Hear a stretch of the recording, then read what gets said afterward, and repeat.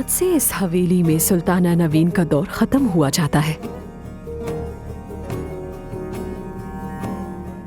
और आज से नई सुल्ताना सुल्ताना फरीहा अव्वल है।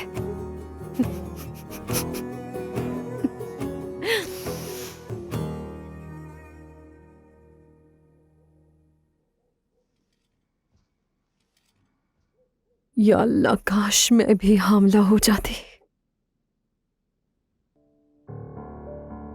तो मैं भी इस हवेली में राज करती। मैं क्या कर सकती हूँ? कुछ ऐसा करना होगा जिससे मेरा यह ख्वाब पूरा हो जाए।